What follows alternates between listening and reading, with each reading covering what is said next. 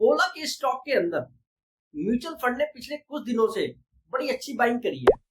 क्योंकि ओला को लेकर हम देख रहे हैं कि अब तमाम जो फंड्स हैं सारे के सारे बुलिश हो रहे हैं और उसका सबूत कहीं ना कहीं चार्ट पर भी दिखाई दे रहा है। अगर आप देखें तो टेक्निकल बेसिस पर जो चार्ट वॉल्यूम दिखा रहा है वो ये बता रहा है कि इनके अंदर बड़ी वॉल्यूम ट्रेड हुई है, अगर हम पिछले कुछ दिनों की बात करें। और इसके पीछे कारण है सबसे बड़ा इनका संकल्प इवेंट।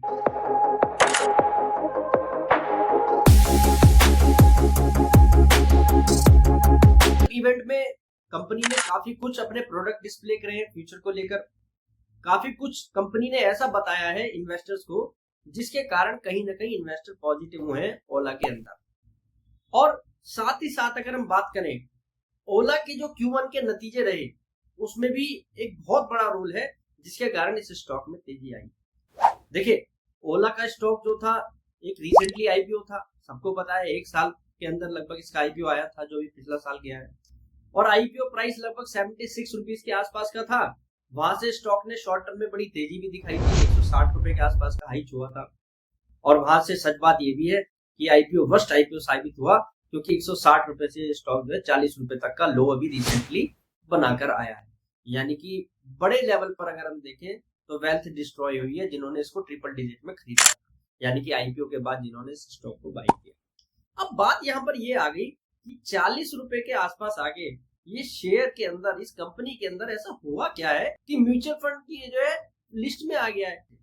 तो अगर आप उन रीजंस को समझना चाहते हैं तो आज का वीडियो आपके काम का साबित होने वाला है। मैं आपके साथ सारे ओला के फ्यूचर प्लान्स, संकल्प इवेंट में उनके द्वारा दी गई डिटेल और साथ ही साथ कंपनी के बारे में जो उनके प्लान्स हैं, जो उन्होंने भी रिसेंटली प्लांट भी जो कंपनी ने बनाया है उसके बारे में भी मैं आपको बातें बताऊंगा, जिससे कि आप कंपनी के बारे में समझ पाए कि कंपनी के अंदर चल क्या है। नमस्कार दोस्तों, ओला एक ऐसी कंपनी है ऑटो सेक्टर के अंदर जो आज भी एक लॉस मेकिंग कंपनी है। और अगर आप पिछले 3 सालों के अंदर कंपनी की बैलेंस शीट के अंदर झांक कर देखेंगे तो आपको पता लगेगा लगभग 5,500 करोड़ रुपए का लॉस ये कंपनी बना चुकी है। 5,500 करोड़ रुपए का लॉस 3 साल में इस कंपनी ने करा है, यानी कि लॉस का साइज जो है कंपनी का बहुत बड़ा रहा है। अगर आप कंपनी को लेकर बात करेंगे पिछले 1 साल के अंदर इस कंपनी को लेकर नेगेटिव न्यूज लगातार आई है। सेल्स मैनिपुलेशन जैसे इल्जामों का सामना करना पड़ा है। कंपनी को अगर देखा जाए तो कस्टमर से भी कहीं ना कहीं हर्डल्स फेस करनी पड़ी है, क्योंकि कंपनी के सर्विस को लेकर, प्रोडक्ट्स को लेकर लगातार जो है सवाल उठते रहे। और कितने इवेंट ऐसे रहे, कितनी चीजें इस तरीके की सामने आई कि जिसमें जो है हमने देखा कि ओला के जो क्लाइंट्स हैं, कस्टमर हैं, उन्होंने ओला के जो व्हीकल्स हैं उनको जो है डिस्ट्रॉय किया, जला दिया रोड पर, जिसके कारण कंपनी का नाम भी खराब हुआ। और ओला की तो कहीं ना कहीं वेंडर्स के साथ भी लड़ाई हुई, यानी कि वेंडर से, कस्टमर से, सर्विस को लेकर, इंफ्रास्ट्रक्चर को लेकर ओला पिछले 1 साल से जो है गिरा रहा है। और बहुत बड़े स्तर पर जो है ये खामियां देखी गई ओला के सर्विस सेंटर को लेकर, प्रोडक्शन को भी लेकर। और बीच में तो कंपनी की इन्वेंट्री भी काफी बड़े स्तर तक बढ़ी थी, यानी कि इन्वेस्टर्स को कहीं ना कहीं ओला ने बड़े स्तर पर निराश किया है। ये बात सच है अगर हम पिछले 1 साल से देखें। और इन सब चीजों को अगर देखा जाए तो ओला की सस्टेनेबिलिटी को ही एक इशू मान लिया गया, यानी कि ओला रहेगा नहीं रहेगा, ये एक बहुत बड़ा विषय बाजार के अंदर था। और आपने काफी वीडियोस देखी होंगी यूट्यूब के अंदर जिसमें ये कहा गया कि एंड ऑफ ओला, ओला का स्टॉक अब खत्म हो चुका है, ओला कंपनी खत्म हो चुकी है। बड़े बड़े यूट्यूबर्स ने इसको लेकर वीडियो बनाई है, आप सभी ने देखी होगी, क्योंकि स्टॉक जो है बड़े स्तर पर गिरावट दिखा चुका था अगर हम उस सिनेरियो की बात करें। पर समझने वाली बात जो यहाँ पर एक और निकल के आती है वो है कंपनी का कैपेक्स। कंपनी ने लॉस तो किया, मैनेजमेंट की बात है तो कंपनी जो है परफॉर्म तो पहले भी अच्छा कर रही थी, पर उनका जो कैपेक्स था वो कहीं ना कहीं इस कंपनी की प्रॉफिटेबिलिटी में भी एक बहुत बड़ा जो है कारण रहा ना आने का। तो वो भी एक समझने वाली बात है। अब देखिए हुआ क्या है, कंपनी ने अभी रिसेंटली एक गीगा फैक्ट्री ओपन की है बेंगलुरु के अंदर। और इस प्लांट की अगर हम बात करें तो ये कोरियन टेक्नोलॉजी बेस्ड प्लांट है, यानी कि जो उसमें मशीनरी लगाई गई है वो कोरियन मशीन्स हैं।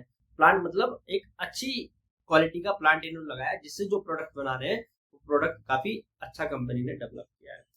अब सुनिएगा, ये गीगा फैक्ट्री लगने से इस कंपनी के अंदर चेंज क्या हुआ है, ये मुझे लगता है इन्वेस्टर्स को सबसे ज्यादा पसंद आ रहा है। गीगा फैक्ट्री में कंपनी बनाने जा रही है सेल्स 4680, ये सेल है, लिथियम आयन बैटरी का सेल है। और ये सेल बेसिकली देखा जाए तो सेल मिलाकर जो है एक बड़ा बैटरी पैक बनता है। तो ओला की माने तो उनकी एक स्कूटी में 40 से 50 सेल लगते हैं। मतलब कंपनी जो है अब एक वर्टिकली इंटीग्रेटेड कंपनी हो गई है, जो अब अपनी स्कूटी के अंदर अपनी ही बैटरी लगाएगी। बात यहाँ पर ये भी है कि बैटरी की एक बड़ी कॉस्ट है। अगर हम करंट सिनेरियो में देखें, जो ईवी स्कूटर्स हैं उनमें बैटरी का एक बड़ा खर्चा है। तो कंपनी ने बहुत बड़ा काम किया है बैटरी को लेकर। कंपनी ने जो प्लांट लगाया है, कोरियन बेस्ड टेक्नोलॉजी में जो प्लांट लगाया है, वो कंपनी का जो है बैटरी बनाकर कंपनी को देगा। कंपनी की माने तो इसी साल से आने वाले कुछ महीनों के अंदर कंपनी के जो प्रोडक्ट्स हैं वो उनके अंदर कंपनी की बैटरी होगी। 5 गीगावाट की कैपेसिटी का ये प्लांट है।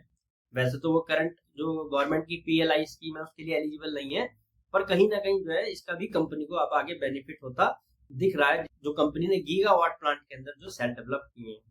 यानी कि अब कंपनी जो है इन हाउस बैटरी बना रही है। अब एक कंपनी ने प्लान और यहाँ पर बताया है, वो है कंपनी की मोटर। कंपनी ने रेयर अर्थ फ्री मोटर बना दी है। यानी कि जो रेयर अर्थ अभी चाइना से जो इशू चल रहा है, चाइना किसी को नहीं दे रहा है, जिसके कारण सभी इलेक्ट्रिक कंपनियां परेशान है कि हम कैसे मोटर बनाएंगे। तो ये एक अकेली देश की एक ऐसी मेड इन कंपनी बन गई है जिसने रेयर अर्थ फ्री मोटर बना दी है अपने व्हीकल्स के लिए। वो भी अब कंपनी के जो व्हीकल्स हैं उनके अंदर आती हुई दिखाई देगी आने वाले कुछ महीनों के अंदर। यानी कि दोनों प्लान जो है कंपनी के बड़े हैं, जिसके कारण ये कंपनी अब वर्टिकली इंटीग्रेटेड कंपनी बन गई है। और कंपनी का जो प्रोडक्ट है वो अब कंपनी के जो है व्हीकल्स के अंदर होगा।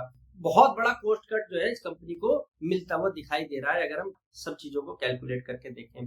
फिर कंपनी का सॉफ्टवेयर देखे जाए, जो कंपनी ने नया सॉफ्टवेयर डेवलप करा है, जिसके कारण इनके व्हीकल्स की एफिशिएंसी बढ़ती दिखाई दे रही है। और एक कंपनी ने भी रिसेंटली एक नई टेक्नोलॉजी और डिस्प्ले करी, उसमें कंपनी ने फ्लैक्स चार्जिंग बताई है। फ्लैक्स चार्जिंग यानी कि मतलब वायरलेस चार्जर। आप कंपनी की जो स्कूटी है उसको जो है बिना वायर के चार्ज कर पाएंगे। तो ये अपने में काफी नई नई चीजें इस कंपनी ने जो है संकल्प इवेंट में दिखाई है, जो आने वाले समय में इनके प्रोडक्ट्स में दिखाई देगी। और साथ ही साथ संकल्प इवेंट में कंपनी ने जो प्रोडक्ट डिस्प्ले करे हैं, वो प्रोडक्ट भी काफी कुछ बता रहे हैं कंपनी के आगे की प्लानिंग को लेकर। देखिए, प्रोडक्ट कामयाब होंगे या नहीं होंगे वो एक सेकेंडरी चीज है, पर समझने वाली बात यह कि कंपनी ने क्या क्या चीजें दिखाई हैं।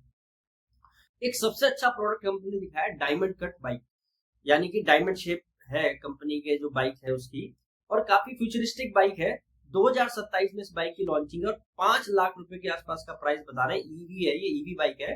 तो ये कंपनी का प्रोडक्ट डिस्प्ले हुआ, काफी फ्यूचरिस्टिक प्रोडक्ट रहा।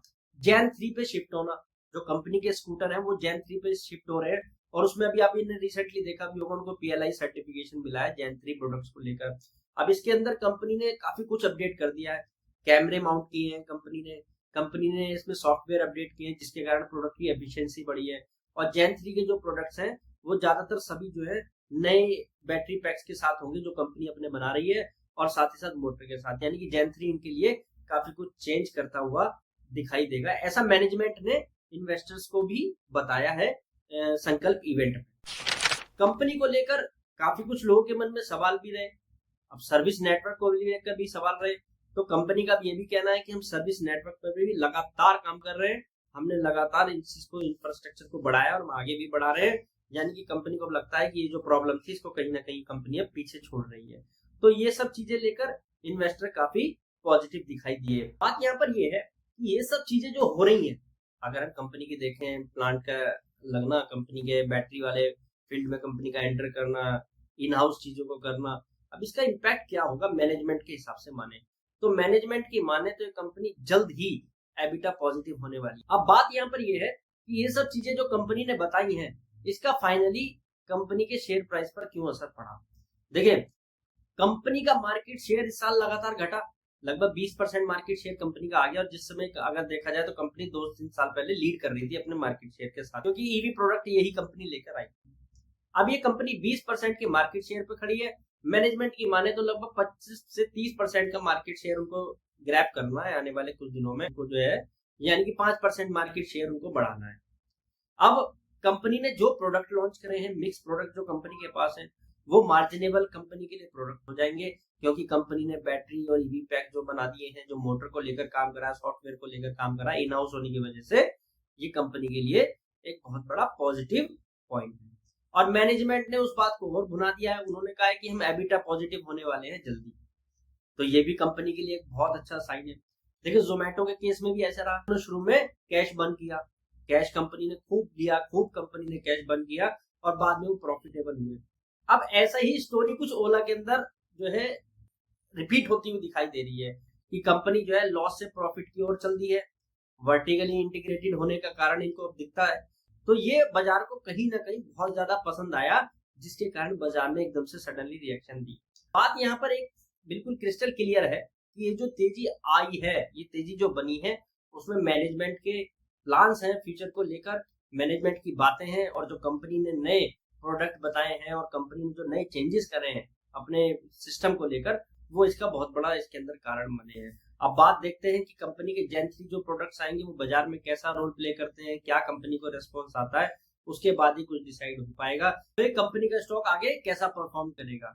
तो देखते हैं ओला के स्टॉक में आगे क्या होता है। पर करंट सिनेरियो में जो कारण रहा वो ये था जो मैंने आपको आज बताया।